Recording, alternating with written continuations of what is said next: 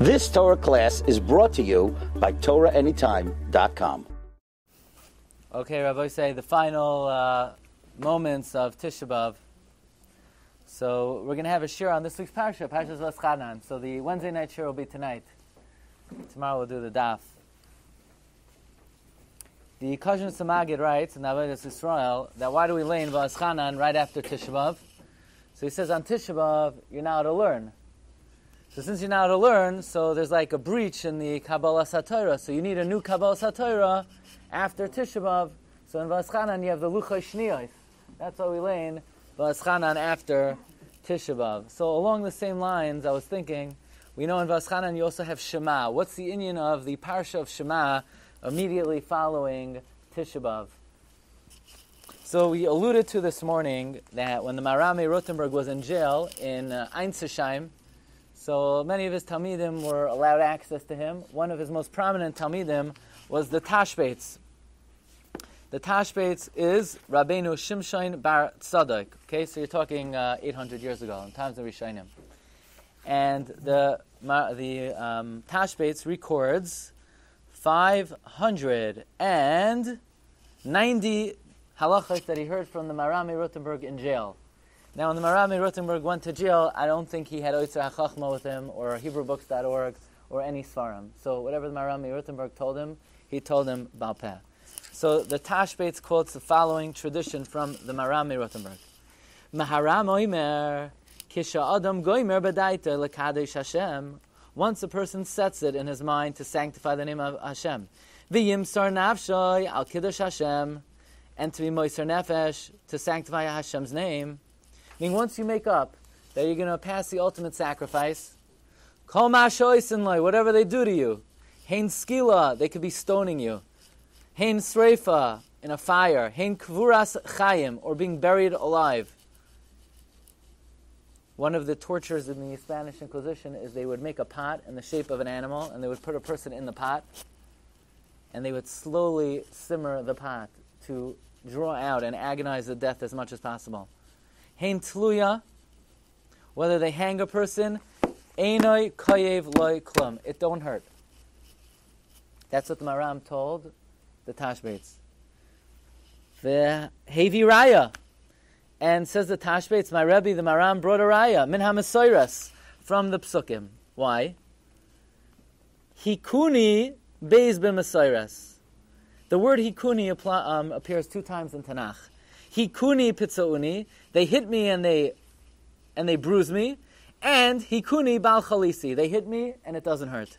Kiloymar, said the Maram, kishehem hikuni upitzauni bal chalisi, even if they bruise me and they hurt me, it doesn't hurt. Kiloymar loy haya kayev loy.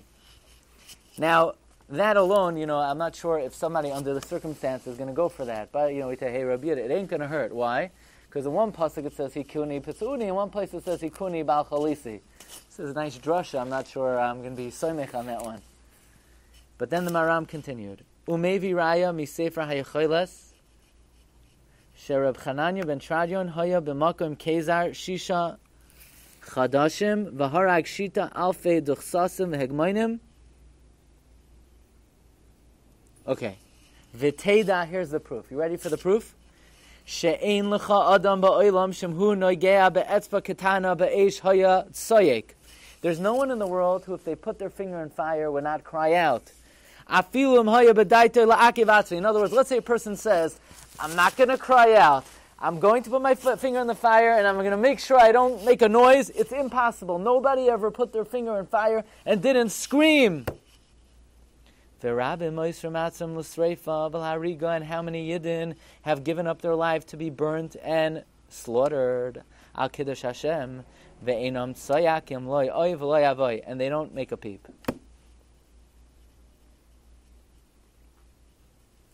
That's the Messiah of the Maram.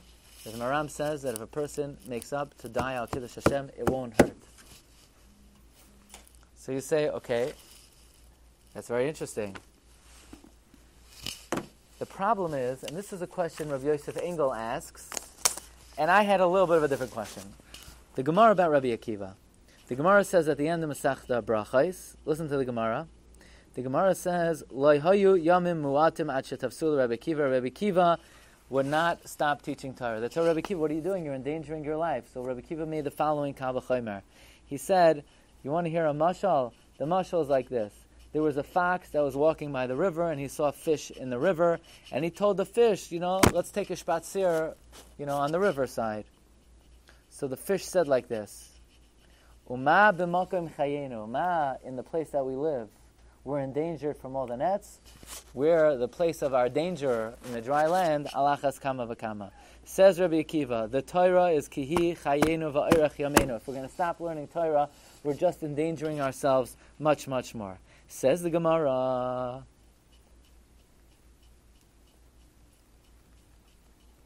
Rabbi Akiva lahariga, when they were taking Rabbi Akiva out to be killed, Zman Kriya Shema. It was the time of Shema. V'hayasarkim espesarai b'masreikos shel barzel, and they were combing his flesh with iron combs. V'hayamakabel alav al malchus shamayim. Rabbi Akiva was makabel, the yoke of heaven. Amrulai Talmidov, the Talmidim said, Rabbeinu ad kan, azoi vait. Even now, you're being makabel al malchus shamayim. Amar lohem, kol yomai hayisi mitzdayer al pasuk zeh.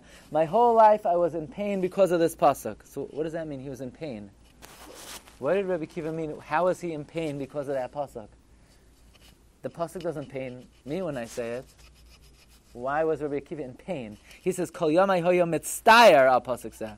B'chol nafshecha, afilu noitos nafshecha. Amarti, and I would say, Mosa yavoy liyadi v'yakaymena. When will it happen and I will fulfill it? Also a pella. It's a mitzvah to be Moshe Nefesh HaKadosh Hashem, but there's a mitzvah to wait and long to have to give up your life.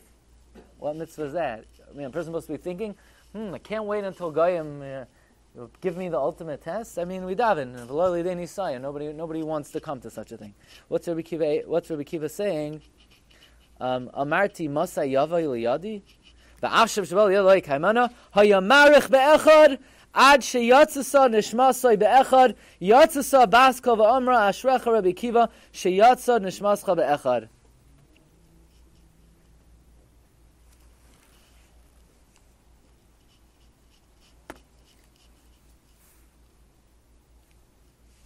Says Rabbi Yosef Engel, the Gemara is mashma, Rabbi Akiva felt pain when they tortured him. It's not so clear. How's the Gemara mashma that? The Gemara says they were raking him with iron rakes, with masreko shel barzel.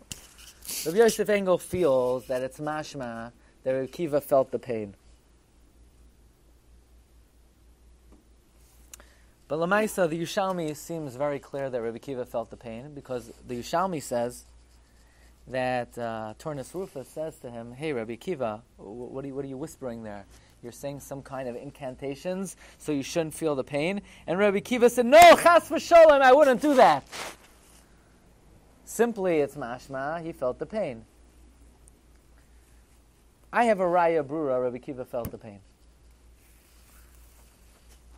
We spoke this out a year and a half ago at Lag Boimer. Reb Chaim Vital writes in the Shar HaGogulim that the Arizal said about Reb Chaim Vital, the Arizal said about himself that he's a Gilgal of Rabbi Akiva. And what's the raya he's a Gilgal of Rabbi Akiva? He says the raya is because whenever I see somebody about to be killed, I remember the tsar that I had when they raked my flesh, and I feel the pain. So that's a raya that Rabbi Akiva felt pain. Otherwise, what's Arizal saying? That whenever he would see people, he would vicariously feel the pain that he felt when he was Rabbi Akiva, but when he was Rabbi Akiva, he didn't feel the pain. The Marame Rotenberg promises that if someone is Moser Nefesh Al Kiddush Hashem, you don't feel the pain. So what's Arizal saying? When he saw someone being killed, he remembered the pain he felt when he was Rabbi Akiva. He didn't feel any pain when he was Rabbi Akiva. So Rabbi Yosef Engel's question is, according that the tradition of the Maram does not fit with what the Gemara tells us about Rabbi Akiva. And Rabbi Yosef Engel answers as follows, that Rabbi Akiva was on such a high madrega that begoidel kedushasai umadregasai, he wanted to feel the pain. So he said, Rebbe Shem, I'm moichel the havtacha of the Marame Rotenberg, and I allow you, for me, to feel the pain. Meaning, I'm going to feel the pain. I'm moichel the havtacha. I want to feel the pain, because I want to reach an even higher level in Gan Eden. So technically speaking, he could have not. He chose to.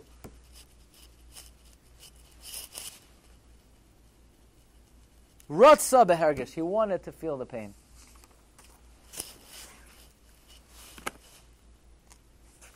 I thought of an answer during Kinnis today. Okay? That's Rabbi Yosef Engel's answer. That Rabbi Kiva chose to feel the pain.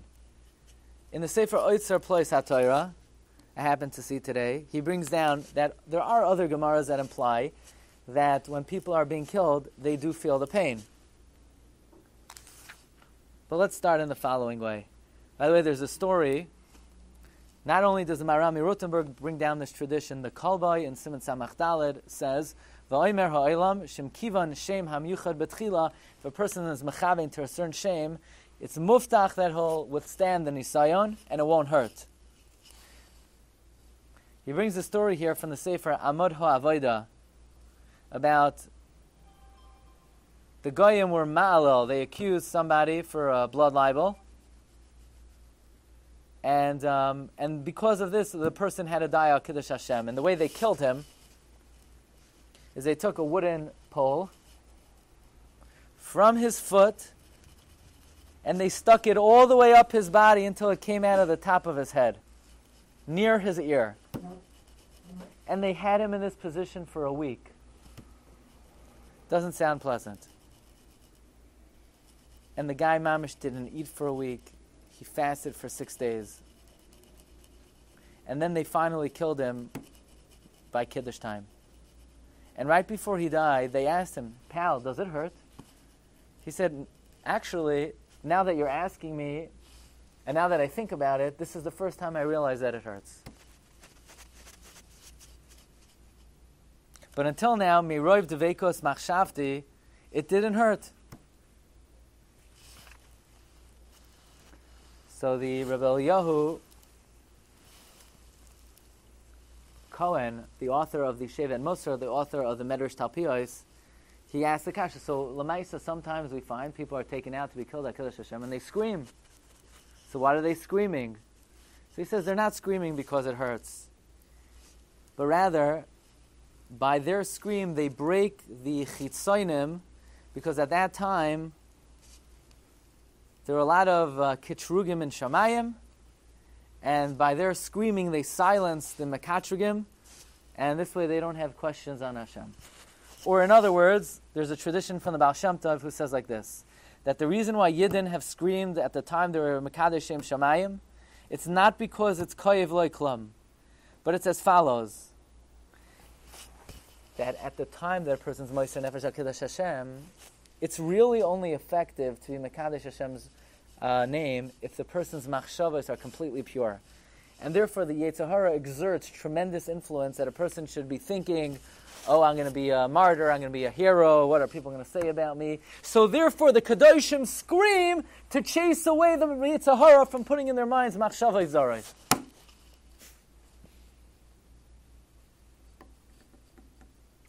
The kasha is, the Gemara says in Avodah Zarah on Daf Yud Ches, that when they were burning Reb Chananya ben Tradion, and he was wrapped in the Sefer Torah, and the Romans wanted to prolong his agony, they put sponges of wool soaked in water on his heart so that his soul would not depart quickly. And the executioner said to Reb Chananya ben Tradion, if I stoke up the fire and I remove the sponges of water, will you take me into Olam Haba? And he said, it's a deal. So he removed the sponges and he stoked up the fire and he davened and he died quicker. So isn't that mashma that the Kedoshim feel the pain? Because if they didn't feel the pain, then of what benefit is it to remove the water on the heart? Or you could say they don't feel the pain, but Lamaisa, the death is quicker, but so then why would he want to, what does he care if the death is quicker, if it doesn't hurt anyway? So in this Sefer Oitzer Place HaTorah, he says as follows, that it could be the Asar Harugei Malchus are different.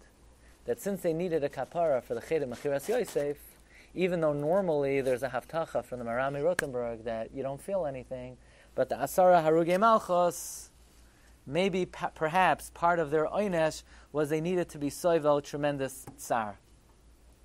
And according to that would answer the kasha from Rabbi Akiva, because Rabbi Akiva is also one of the Asara Harugei Malchus.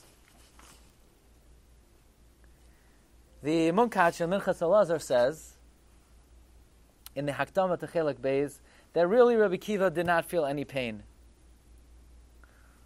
Okay, I'm going to come to what he says in a moment. Let me tell you the answer that I was thinking. It hit me during Kinnis. In Arze Levanon. When is that? 21?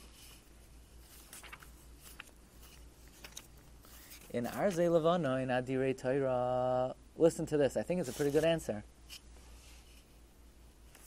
I think it's a good answer. I think it's a raya to the Maram, and I think it's an answer for the Maram. So now we're talking about Rabbi Shmuel Kohen Gadol. Tziva lahavshid es roishay betar hasachira. They commanded to skin his head with the razor. Kiyam ba'ira, he fulfilled in his skin. Amru lenafshech shechiv na'avoira. That the enemy will say to your soul, step down and we'll step on your skin. Rasha hapoishet Ace higia lemkoim tefillin mitzvahs bara. The wicked man, when he got to the place of tefillin, the clear mitzvah, the beautiful mitzvah, tzak tzaka, he cried out, v'nizdaza oilam, and the world shook.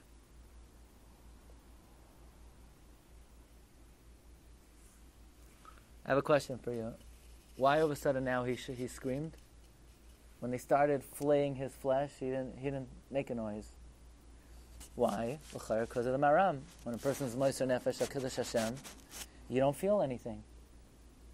So why did he scream when he got up to the makom tefillin? Apparently, the fact that Rabbi Shmuel Kohen Gadol realized that never again would he be zoicha to be mekayim the mitzvah of tefillin, that pain of yafeh sha'achas shel tshuva masim tovim ba'olam hazeh mikol chaya olam haba, that was the pain that was unbearable. In other words, it sounds like he was able to tolerate the physical pain of flaying his flesh. I mean, it doesn't hurt. The makam tefillin doesn't hurt more than anywhere else. It hurts everywhere. There are nerve endings in all the skin. But he was able to contain himself, but he couldn't be soivel the tsar of losing the makam tefillin. So maybe we could suggest that avada, the maram's haftachas emes v'kayam, that if a person is moiser nefesh al kiddush Hashem, the physical pain is somehow miraculously, you could overcome it. However, at the end of the day, you're leaving Olam Hazeh. And even the Vilna Gaon, when he left Olam Hazeh, he was crying. Can you imagine? Well, what's he crying? Can you imagine the schar and Olam Haba that the Vilna Gaon had? But he realized that never again will he be Mekayim a mitzvah. And maybe that's a certain type of pain. Maram never gave guarantees that a person's not going to feel a tsar, that Nebuch, he can't be Mekayim a mitzvah. So maybe, in other words, the words of the Kinnah themselves are indicating that the physical pain it's possible to overcome, but the spiritual pain of never again being able to Mekayim a mitzvah, maybe that he couldn't overcome. Be it as it may, let's wrap it up over here. I want to tell you two things. The Munkacher writes in the Minchas Elazar that Rabbi Akiva did not feel any pain. And this is what Rabbi Akiva said to his Talmidim. Listen carefully. Kol yamai hoyisi mitztayer bepasuk zeh. Listen carefully. Remember we mentioned that the Shulchan Aruch says that what? You should say Shema be'ema, uve'yira, uve'reses, uve'zeh. You should say Shema with fear and awe and trepidation and sweating. So we asked, what are you sweating about when you say Shema? 7 degrees in this room. We're fasting. It's pretty cool right now. Why do you need to sweat when you say Shema? So the Mishnah Berurah explained that when a person says Shema, They're supposed to imagine themselves being moiser nefesh al kiddush Hashem. That's one of the kavanos of Shema. That when you say Shema, you should imagine, you should think that if you were placed with the ultimate test, if it came down to it, you would be moiser nefesh al kiddush Hashem. And the Mishnah Berurah says you should imagine yourself dying al kiddush Hashem. It's the Mishnah Berurah. It's a halacha. And if you say Shema like that, if you think that they're putting you in a fire, you're going to be sweating when you say Shema. It says in Munkacher, one nakuda, it's not just imagine that they're putting you in the fire, you should feel the pain of being moist and nefesh HaKadosh Hashem. When you say Shema, you should physically be margish yisurim. Okay, that's a high madrega. So he says, Rabbi Akiva, whenever he would say Shema, he would try to experience the pain of being moiser nefesh al kiddush Hashem. L'maisa, if somebody is moiser nefesh al kiddush Hashem, you don't feel pain. But when you imagine it during the Kriya Shema, you do. You could really feel it. So Rabbi Akiva said, Kol yamai mitztayer b'pasuk zeh. We asked, well, what was he in pain about? No, he physically felt like they were taking his life whenever he said Shema. And he was mishtoikek that he should taka bizoicha to do it b'payal. But now that they were doing it b'payal, he didn't feel anything. Okay, this morning I quoted from the Sefer Shas Chuvas Mekadshe Hashem of Rabbi Tzvi Hirsch Meisels. So he also talks about this Gemara. First of all, he wants to know, what does it mean Rabbi Akiva was mitztaer on this pasuk? What does it mean Rabbi Akiva said, Masai yavoi liyadi? I mean, there's no such thing. Nobody in the right mind should be asking Hashem, when could I do this already? Chas v'shalom. We daven, v'lo lidei nisayim. Nobody wants to be put to the test. So what did Rabbi Akiva mean that he masai yavoi liyadi? So Tzvi Hirsch Meisel says, an incredible thing. Avada Rabbi Akiva never wished he should have to die al kiddush Hashem. Nobody wishes they should.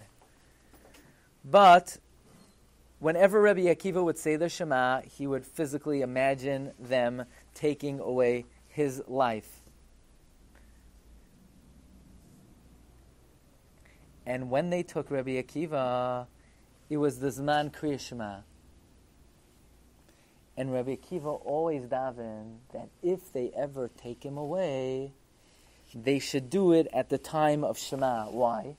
Because since he was already prepared to be Moiser Nefesh during the Kriya Shema, whenever he said Shema, he always imagined them taking his life, and that he would be willing to give up his life. So his Kriya Shema was always an experiential offering of his soul, to the point where whenever he would say Shema, he would literally feel the actual Mesiras Nefesh. So Chas v'Shalom, Rabbi Akiva never wanted to come to it, but he would daven, if it should ever come to it, please allow it to be during Shema, because if it's during Shema, I know I could do it because I've been practicing this. Meaning Rabbi Akiva knew that if it would be at the time of Shema, it's a test he could overcome, because it's something he did every single time he said Shema. This is why the Gemara emphasizes it was a man Kriya Shema. And what Rabbi Akiva davened, Masa Yavai Liyadi Va'akaimena.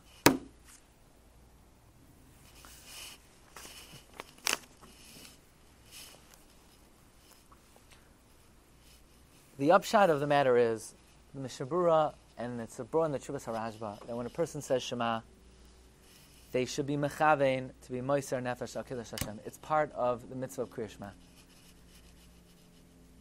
To the point where Chazal say on the pasuk, Chi'alecha hiragnu kol hayom, that we kill ourselves for Hashem every day. That refers to Kriya Shema, because whenever you say Shema, you're literally being moiser nefesh al kiddush Hashem. Mamela, we make it through a Tisha B'Av, and we should feel very fortunate that not the majority of Klal Yisrael has not had such fortunate Tisha. They haven't made it through. In the Midbar, like we mentioned this morning, 99% of Klal Yisrael did not make it through Tisha B'Av. You read the Kinnis, Tisha B'Av is a frightful time. And if you're Zoicha to make it through, you breathe easily. But the question is, we don't want Chas v'Shalom anything looming over us, that we have to make up for anything. So what does Rebbeinu Shalom do? right after Tisha, the Rebbe Shalom gives us Parshas V'aschanan.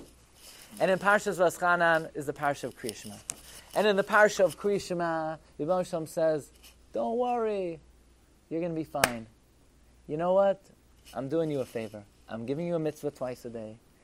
And while you do this mitzvah, you're mechavein to be moiser nefesh al kiddush Hashem. And if you're mechavein that, I consider it as if you did it. So you don't have to worry about all those things that you read about in Kinnis. Don't worry. Rabbi Shalom says, I'm going to be poida you. I'm going to redeem you. I'm going to give you the opportunity that to sort of get it off your back, to anything looming over your heads, having traversed through a 3 weeks, through a Tisha B'Av, the response to Tisha B'Av is Parshas V'aschanan, the Parsha of Kriya Shema, where we have the opportunity to be moiser nefesh al kiddush Hashem and still be yatsa b'shalom.